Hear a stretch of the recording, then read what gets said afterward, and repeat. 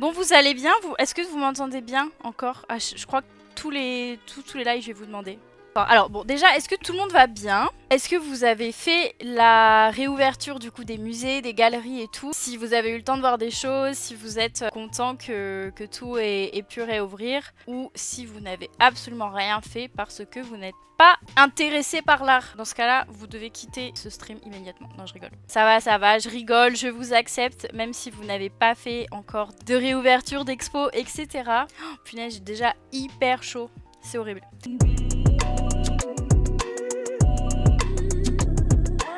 Du coup, on est là pour... je sens que je vais partir dans tous les sens. Et donc, c'est la Museum Week en ce moment. Et du coup, avec notre copine de Twitch qui parle de culture, on s'est dit qu'on allait streamer pendant cette semaine. Et du coup, chaque jour a un thème pendant la Museum Week. Et ce soir, le thème, c'est Eureka. Et donc, c'est pour ça que je voulais parler d'art digital. On va essayer de parler des choses qui sont très poussées. Vu que le thème, c'est Eureka, je me suis dit, on va quand même... essayer de voir des choses qui sortent vraiment de l'ordinaire, qu'on peut vraiment appeler d'innovation, enfin en tout cas pour moi. Je vous ai trouvé des trucs trop cool, je suis trop contente.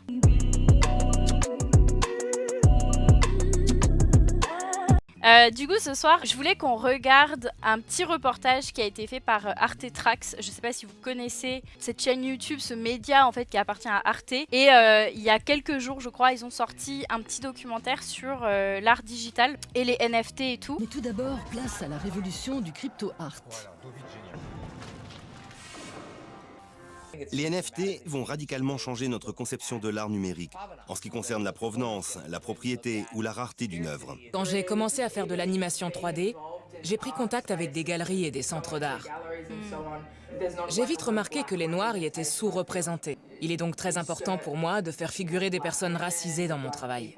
C'est vrai qu'en fait, elle a totalement raison. Il y a eu ça aussi beaucoup autour des NFT, dans une idée beaucoup plus en fait sociétale, on va dire, que vraiment artistique. Vu que le champ était libre pour les NFT, donc toutes les minorités pouvaient prendre leur place et pouvaient être beaucoup plus représentées que dans des institutions, etc. Je léguerai mes œuvres de Beeple à mes petits-enfants.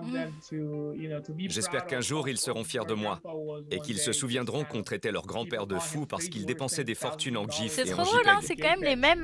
vous voyez, en fait, moi je passe mon temps à dire que ouais, les collectionneurs de NFT, c'est pas du tout la même mentalité, c'est pas le même profil qu'un collectionneur d'art contemporain qu'on peut retrouver aujourd'hui en galerie et tout. Mais en fait, là, l'argument aussi de legs de sa collection et de fierté et de transmission de ce qu'on possède et tout, ça, c'est complètement un truc typique de collectionneur lambda, en fait. Donc au final, ils se rejoignent quand même un peu sur certains trucs. En particulier celles de Beeple se vendent pour plusieurs millions de dollars. Mais c'est une vaste blague. Ces créations sont souvent unidimensionnelles et manquent d'humour. Elles contiennent beaucoup de jeux de mots visuels sur la culture commerciale. Pour moi, c'est la forme artistique la plus ennuyante qui soit. Ah, c'est intéressant, hein.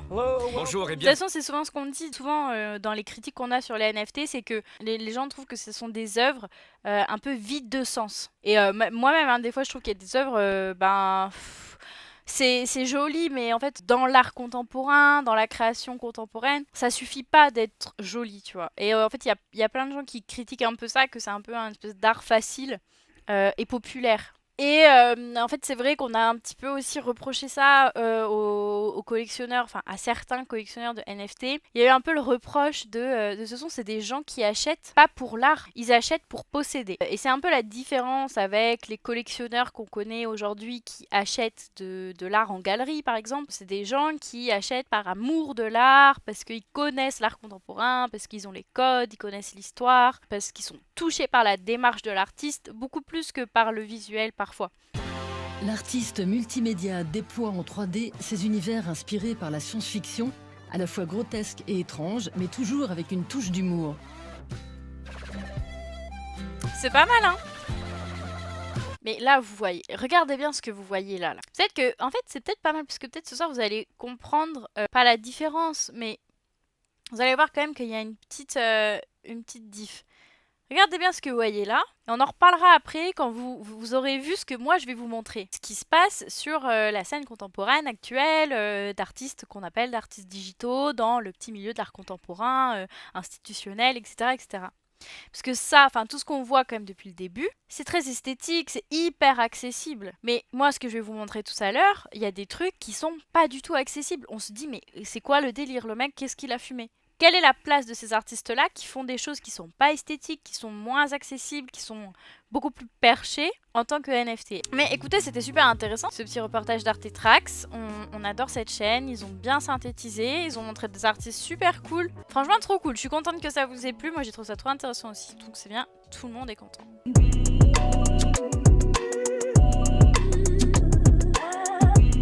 Bon allez, ne perdons pas de temps. Alors, donc il y a 3 sites que je voulais absolument vous montrer ce soir. Je sais pas du tout par lequel commencer comme d'habitude. Je sais pas si on va du moins perché au plus perché. Sinon, je pense qu'on commencera par Decentraland. Decentraland, ouais, c'est comme ça que ça s'appelle.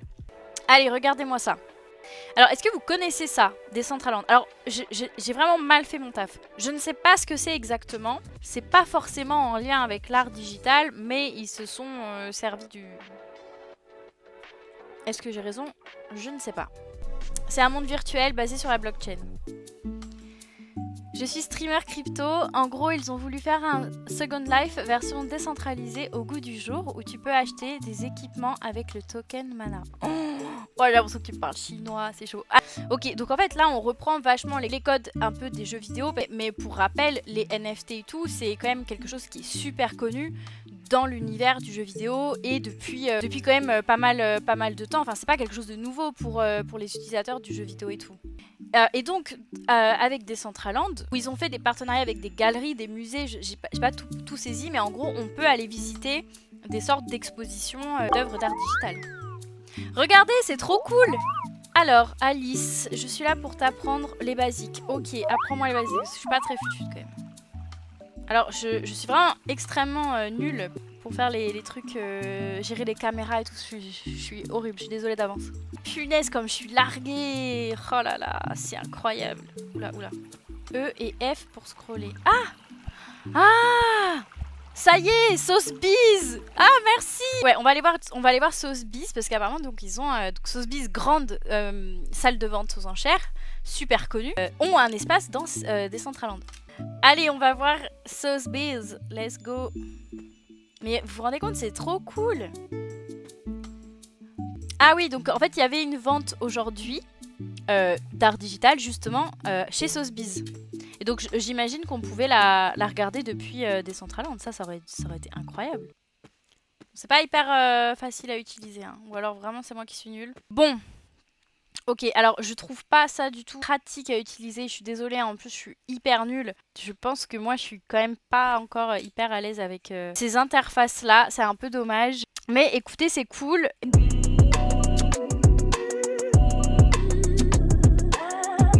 Bon ok, donc là vous voyez un premier type un peu d'univers interactif, métaverse et tout, je sais pas comment on appelle ça. Là on va aller sur un... Je finis pas mes phrases, c'est logique. On va aller sur un site qui se veut un peu être une galerie en ligne. Moi je trouve ça trop cool, vraiment. Genre j'ai regardé à peine 5 minutes cet après-midi, j'ai adoré. Ce n'est pas une galerie en ligne qui est faite pour les NFT ni les collectionneurs de NFT. Et en gros c'est trop bien. C'est un site internet où les artistes et les commissaires d'exposition peuvent créer leurs expositions dans des salles et ils peuvent tout créer en 3D sans faire de code apparemment. Et ça c'est hyper cool pour eux et c'est hyper cool pour le visiteur qui n'a pas besoin de télécharger un truc. Enfin, vous allez voir, c'est hyper cool. Allez go, on va à Newark City. Donc en fait, comme je vous disais, c'est des espèces de rooms d'exposition, des salles d'expo. Et c'est trop cool parce que c'est vraiment destiné à des artistes qui sont digitaux, qui travaillent sur des œuvres digitales, qui ont des supports numériques. C'est pas ouvert à des peintres qui vont exposer des tableaux. Donc ce que je vous propose, c'est qu'on en fasse une, qu'on se balade un peu comme ça, vous voyez. Je pense qu'il y a beaucoup de choses différentes. Moi, je suis bien tentée par celle-là. Donc c'est trop cool. Vous avez le petit texte explicatif si vous voulez avoir des petites infos. Ah oui, et ce qui est trop cool, c'est que du coup, vous avez en bas, là, vous avez un petit username. Et vous pouvez voir qu'il y a aussi d'autres personnes qui sont en ligne dans la même expo que vous. Et vous pouvez discuter avec eux. C'est trop bien. Donc voilà.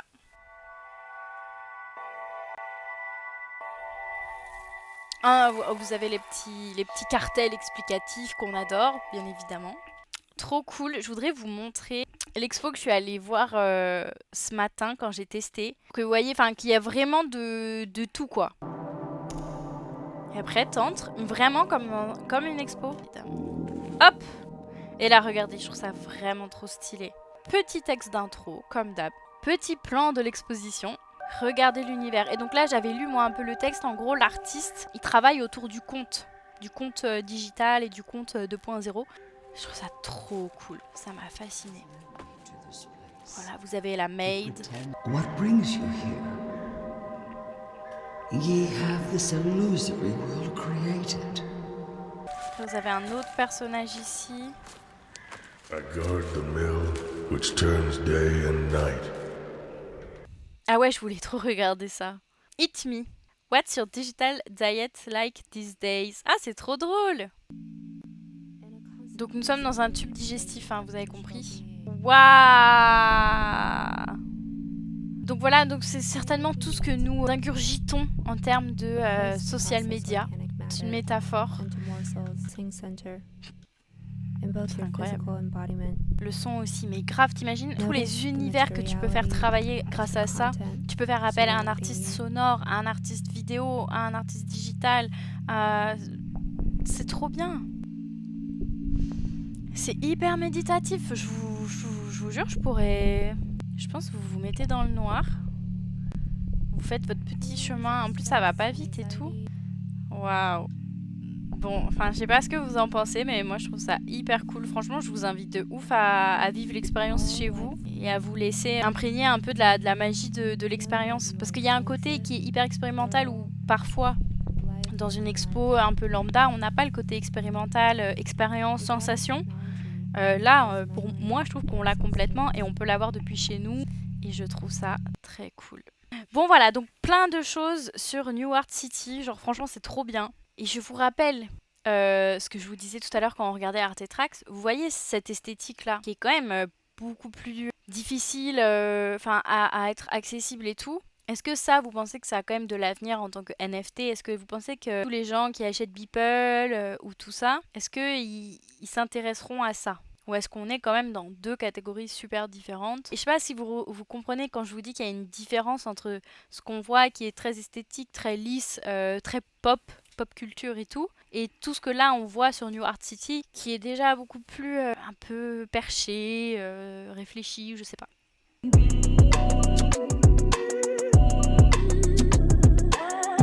Bon, je suis éclatée de fatigue, les amis. Écoutez, j'espère que ça vous a plu. Un grand merci d'être resté aussi tard et d'être resté aussi longtemps et tout, et d'avoir autant participé comme d'hab. Vous êtes trop gentils. C'était un live pour l'occasion de la Museum Week. N'oubliez pas que on est encore dans la semaine des musées et que ça se termine dimanche 13 juin. Merci à tous dans le chat. Je vous tiens au courant pour un prochain stream, mais je vais essayer d'être un petit peu plus... assidu, je sais que je dis ça à chaque fois, mais bon. On verra bien. Là, ça c'est un croco... Ah non, me dites pas que c'est un... Non. Oh non, c'est un truc avec des rongeurs. C'est un rat? Ah non, je peux pas. Ah, ils sont relous. Toujours mettre des rongeurs partout, là. Qu'est-ce qu'il veut, celui-ci? Je comprends rien, et en plus, on est dans un truc avec des rats dégueulasses.